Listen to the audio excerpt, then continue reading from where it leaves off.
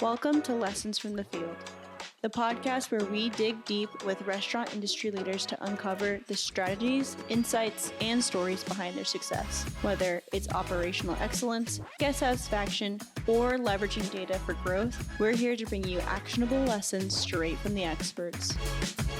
Hey there, my name is Emily Bennett, and I am the Director of Strategic Accounts here at Black Box.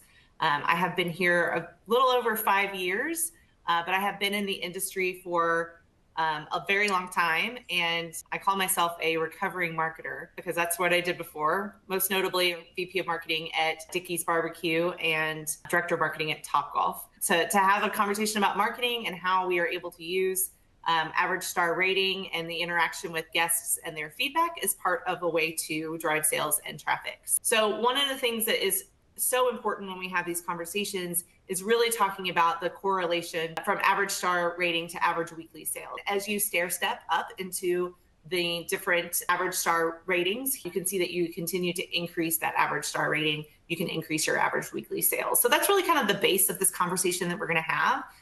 And why is that important is because as we understand that feedback and as we continue to help strengthen the brand and individual restaurant operations, we do see an impact to that average weekly sales. So just as an example, if you're increasing your average star rating by half a star, then you're going to see an increase in sales, average weekly sales for one unit of $61,000 for a casual dine restaurant. That can go up as high as $110,000 for fine dine, and then as low as QSR for $20,000. So really nice stair step here as well. We can get into the conversation. I would like to introduce Jenna and Brooke. Jenna is with Keke's, which is a great brand, and then Brooke is at Velvet Taco. Great to be here. Thank you for having me. So Jenna Law, Director of Marketing at Keke's Breakfast Cafe. I've been here just over a year. Prior to joining the team, I was doing marketing strategy at the Walt Disney Company and spent a few years with Darden Restaurants as well. But I've spent, my whole life really working in restaurants. That was my first job and continues to be my job today. So I'm excited to have joined the team. We're really building a marketing program from the ground up. I was the very first marketing hire for this emerging brand outside of Florida, and now we are officially coast to coast with an opening in California on the 11th of this month. So that's really exciting. And really, our goals are not only to establish sort of best practices and a foundation for growth as we look to scale very rapidly, but making sure that we're really taking care and strengthening our core as well and driving sales here in our home market in Florida. Thanks, Emily. Excited to be here with you guys today. My name is Brooke Perry. I'm the VP of Marketing for Velvet Taco. I've been with the brand for about 1.5 years now. Similar to Jenna, I've kind of always been in restaurants. My career has been in restaurant marketing. So some other brands that I spent some time with were Zoe's Kitchen, Jamba Juice, most recently Original Chop Shop. And, brand strategy is really where I love to play, and which is part of why I'm so excited to talk about this with you guys today. In terms of our strategy, we're gearing up for the next phase of growth. So Velvet Taco is a fast casual taco concept. We're really reimagining what a taco can be. So we are not a Tex-Mex or a Mexican food brand. We really draw inspiration from cultures all over the world and deliver the flavors to the guests just with the tortilla as our vessel. We are in 8 states. We just opened location number 49, so almost at the 50 mark in Scottsdale, which was our first Arizona opening.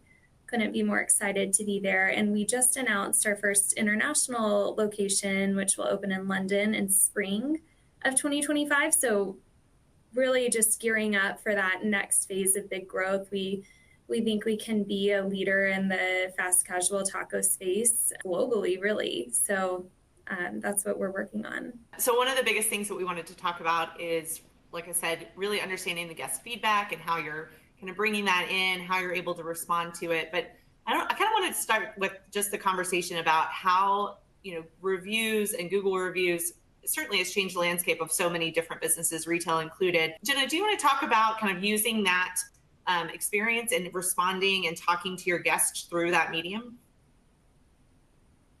Yeah, so responding to every review is always our goal. We know first on the brand side of things, Keke's Breakfast Cafe really tries, even though we're a large franchised chain, tries to make sure we're still part of the community. We use a line best breakfast on the block a lot. So having those local connections to our guests with authentic replies is really important. And I think guests, that really resonates with them, especially today. They expect that and they want to feel like they're supporting their local community. So that's one thing. It's also just making sure they feel that they're being heard, even if it's negative reviews. It gives us the perfect platform to reach out, hopefully recover that guest, and also take away some really good learnings and insights for our team to make sure that we're improving. Because we're always working really closely with operations and coaching and figuring out if there's kind of general themes. We use that for our monthly and quarterly touch bases with ops. So it provides just like a wealth of information and a way for us to really deliver our award-winning top-tier service, even online, just with reviews as well. Brooke, you guys do this a little bit differently. You are, Jenna or Keke's is more franchise-owned, and then you guys are fully corporate-owned. How does that play in how you respond? Yeah, so we talk to our teams a lot about how the best marketing we can do is creating a great guest experience when guests do come through the door.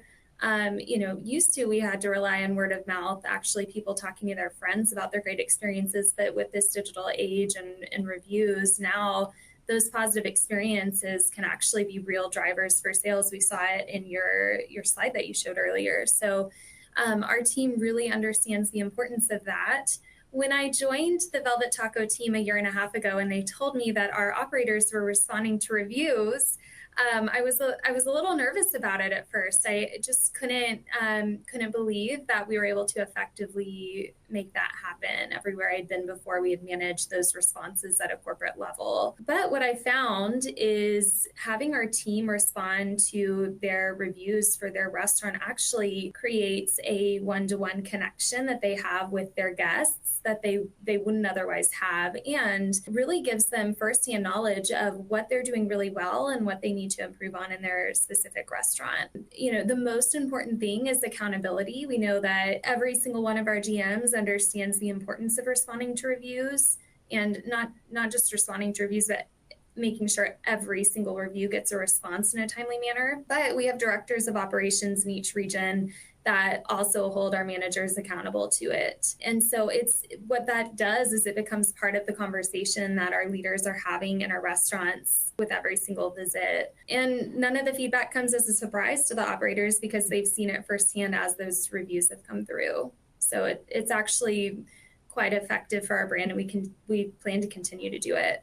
Oh, I was just going to tag on too. I think the other benefit to Guest XM is, as you mentioned, we're a franchise, so we can't mandate that people reply to every review, but it's still flexible enough that, of course, our top operators are really the ones who want to be in there replying. So there's flexibility to work together with them. And then I love what you said about accountability.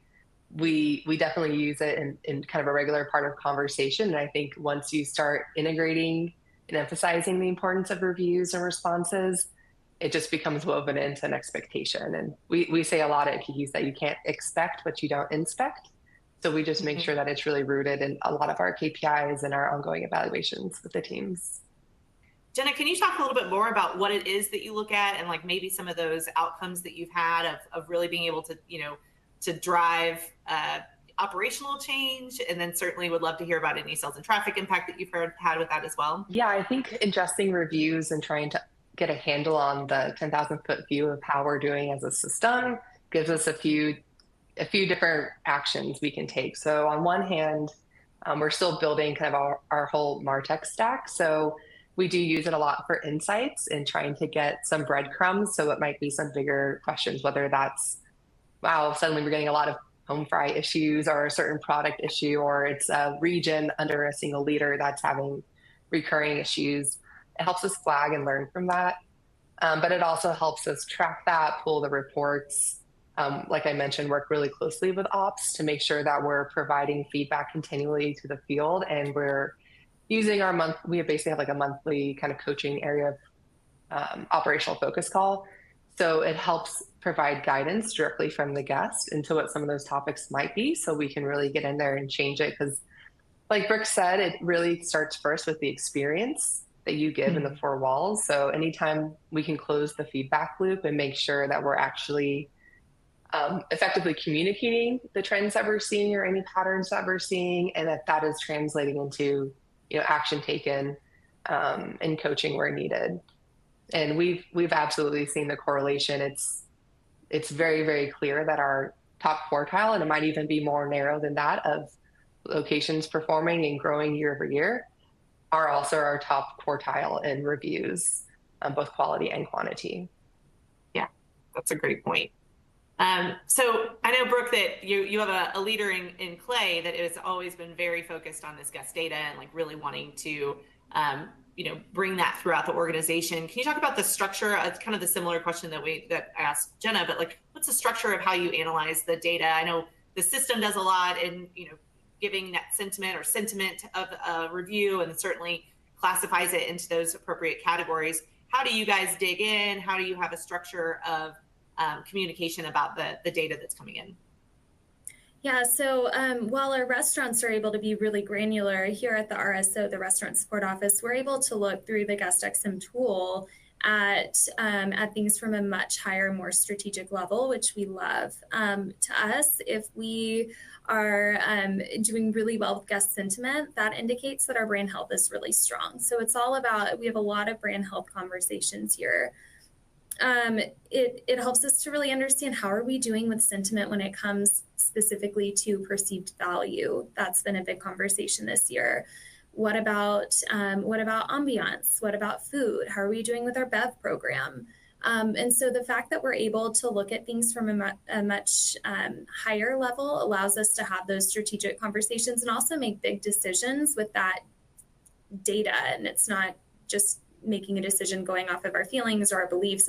It's truly data backed, which we love. And what we found between just the correlation of average star rating and sales is actually average star rating is sort of a leading indicator of sales, of where sales are going with a restaurant or a region. So if we start to see an influx of positive reviews, the sales might not be following immediately, but we know that there are sales to come, because those people who had a great experience are going to come back, and other people who check us out online are going to see that those folks had a great experience and come see us for the first time.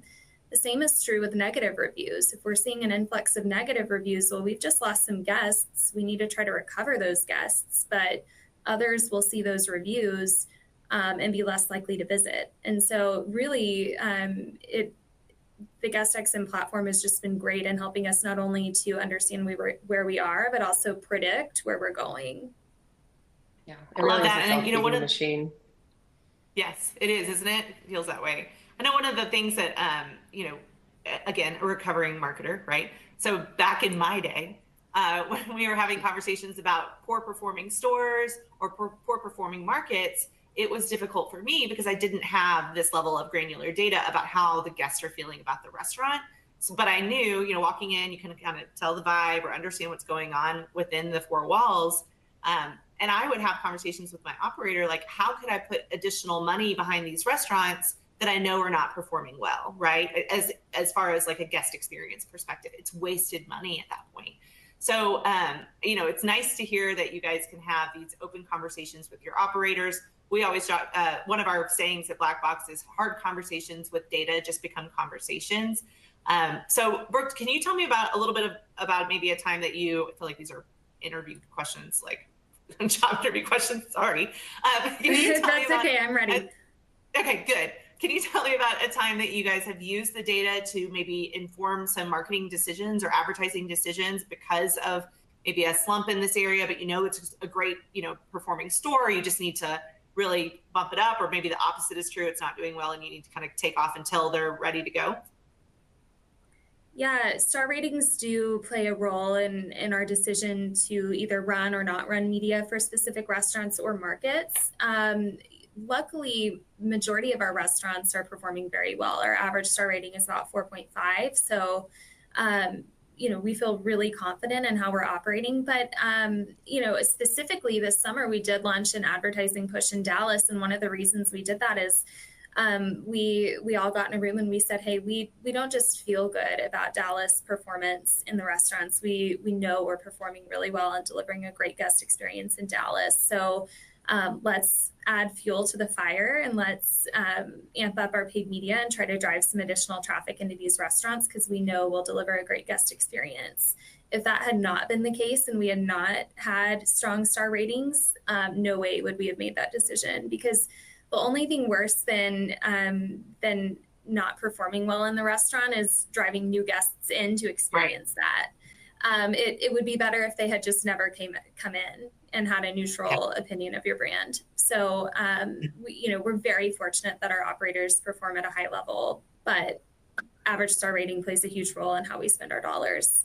So same question, but maybe a little bit of a different take on it, Jenna. And you have this bottom performing restaurant, no matter what, right? There's always going to be that last one. Even though if they're doing so well, it's still the last one. Hate to be that person or that restaurant. But I know you talked about those top performers are doing so well. How do you guys use that information on that bottom performing quartile and maybe attack or really refocus your operations into that section? Yeah, well, we take it as kind of a first flag. So one of the first things we'll look at is, if we're looking at the review side specifically, is how many reviews do they have? Because sometimes it may look like they're really lagging, but they might just be really bad at asking for reviews, or they don't have their QR codes out, or they need coaching there. So things seem very skewed. But of course, even if it's a handful of reviews and they're negative, we then usually team up with a cross-functional group that takes a look at our bottom performing portfolio set, and they basically get like a custom plan from us. Mm-hmm. So it does allow us, like you mentioned, to pull in some real data points, some real guest conversations that they can't deny. It's not just corporate coming in and telling them what to do. It's coming from the guests themselves. And sometimes it's very eye-opening if they haven't been taking the time to log in. So it's a little bit of holding up the mirror, and also kind of like Brooke, you said, some of the ramifications that come out of it is you guys have to focus on XYZ. You have a quarter to show some positive momentum or whatever it might be. It depends on the issue. And then, we'll have to talk about what type of support you get or what happens next and how we can get you guys there.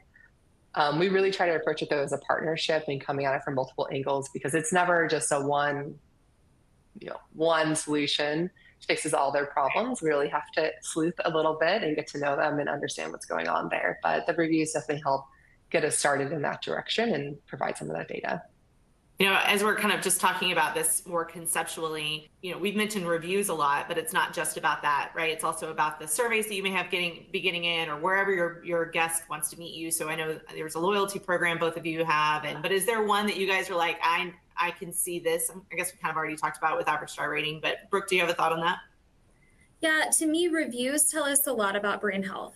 So how healthy is our brand with consumers right now? Surveys give us a lot of specific feedback on tests, initiatives, menu items that we might need to drill down into to really understand appeal or whether this could impact guest frequency. So I look at surveys as a tool to get really a lot more granular, and reviews as a way to understand overall brand health and where we have opportunities. We do have a survey that goes out to our loyalty guests after a visit and asks them just to give us a rating on their experience and asks if they want to add a comment.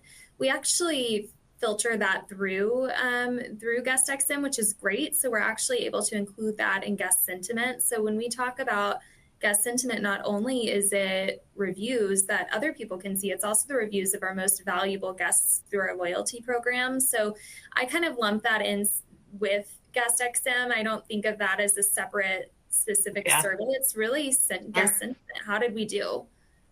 Yeah. I think the other benefit to surveys, just even going back, we do fewer surveys at Keke's, but back at Disney and Darden, even having that consistent guest experience survey and having consistent questions every time that are just always the same helps us benchmark and have a little bit more consistent measurability versus reviews are really, everybody does reviews. It's a little bit, to me, like a more authentic cross section of our guests. When you're looking at, Google and Yelp, everyone feels empowered to give you feedback there, for better or for worse.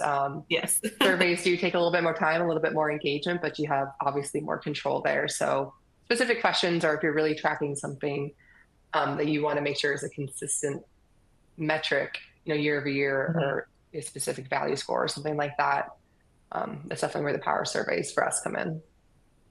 Yeah, that's a great point. And especially when you're talking about with the review piece, surveys, that's something that's coming from the guests and it's about your specific brand. And there's not necessarily a way, and I guess there's a way to benchmark that, but we are able to do that benchmarking on guest data with the reviews, whether it be Google or Yelp. It could be that we can still see that comparison. So do you guys use, maybe tell me a little bit about how you use the guest data when it comes to competitors and having those competitor benchmarks? You get to a lot of different ways. I mean, one, just brand protectionism. We have 3 areas that we really, fortunately, blow the competitors out of the water on, and we consider those worth protecting at almost all costs. So when we ever see anything happening in those areas relative to our competitors or someone kind of catching up to us, or maybe we're sliding in some regions, that's a really important area of focus for us, is to protect where we're winning already.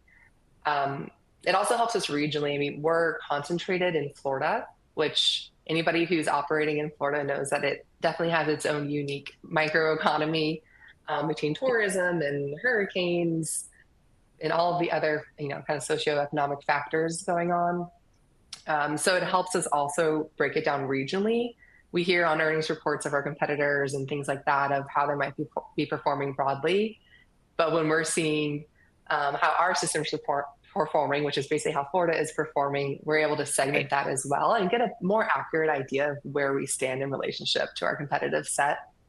And we also get to learn, maybe from them as well and see, okay, they're having a lot more gains in traffic and this is where they seem to be focusing. So it's just good intel to fold into our strategy and just having kind of that constant pulse on what's going on in the market. Yeah, that's a great point. Brooke, anything to add on that? We use it as a gauge to understand. We feel really good about how we're performing, but when we can actually stack it up against the brands we consider to be our top competitors, it allows us to either validate or invalidate those beliefs. Thankfully, we're usually well ahead in all categories, so that's been great.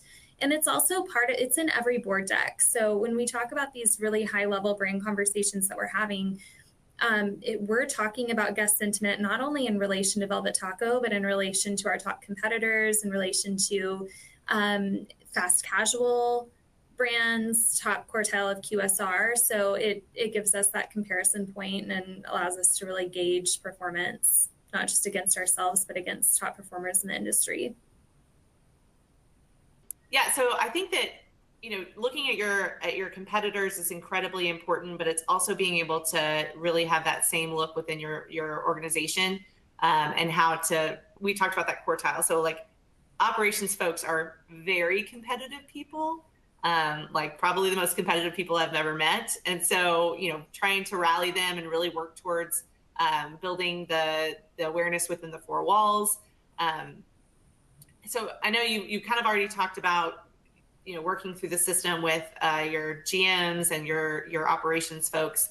But one question that has come through, and I want to go ahead and answer it now, we're kind of at the end of our actual time, so we'll just go ahead and kind of blend into the questions, is how do you drive change within your operations? How do you work with that COO or your director of operations folks to drive that change? And this comment, which I totally agree with, is, a lot of times operations and marketing are kind of adversarial at times. I think we've all experienced that at some point. And so, how are you able to do it? My first response to that would be the data makes it a lot easier because you're having those conversations when you're having those conversations, I'd say. So anything to add for that particular question? Open to either of you. Yeah, we're fortunate at Velvet Taco that our operational leaders are they have bought into the guest review landscape. They believe in what the guests are telling us and take that feedback to heart. So I'm very fortunate that those conversations aren't adversarial. We're really very lockstep and aligned on it. And our GM's bonus off of part of their bonus is their guest reviews. And so that gives them not only do we just believe in responding to reviews and taking care of guests as a brand? But our operational team really pays attention to it because it has a direct impact on their earning potential. And so that helps us with these conversations as well. And then, of course, yes, having real data takes all emotion and feelings out of it, right? We have the data, we have the feedback that we can point to, and it's just about solving the problem together. We have an awesome relationship with ops. I feel very fortunate. And I think a lot of it's, we've built a lot of trust that marketing's here to help them, not hinder them or get in the way of them executing flawlessly. And I'm committed to being that type of partner for them. So I think they know whenever we bring feedback, opportunities, suggestions, it's out of a spirit of we're on the same team. And that's just part of the culture that we really try to embody at Keke's. But we also make sure that for the franchise community, we really publicly celebrate the wins and show that it is possible, because we might hear, there's no way we can have a 4.9 Google star rating. There's no way. But we, at our annual meeting, recognize people who did and who improved and have the sales to boot. So when we're able to share those success stories and connect them as peers to say, again, in a franchise organization, we can't exactly tell you how to run your business within a certain, to a certain extent, but we can connect you with your peers and help you build their relationships and bridges to be better together, and really foster the belief that, when the ocean rises or the tide rises, all the ships do as well. Coming with the data, coming with not just, hey, we're hearing a lot of issues with eggs or something like that, coming with solutions is also a way that we really effectively partner with operations. And again, though, that comes from making sure that my team, we're regularly in cafes, we're always refreshing our trainings, that we speak the language and we understand what might actually be happening within the four walls, whether that's front of house or heart of house. So as far as driving operational change, like changes in activities or how we train things, again, it's sort of an all-encompassing plan of, here's the data to support it, here's some ideas for how we could solve it together, and how can I help you get there, because we all win. I love that. I think the partnership part is the most important in what we've talked about, and being able to have that level of partnership. And in our products, we started with workforce intelligence, which was of course very siloed in the HR world, or lived in the HR world. I shouldn't say siloed. Certainly operations folks use that too. Finance with financial intelligence, same thing. It is so focused in finance and sometimes operations.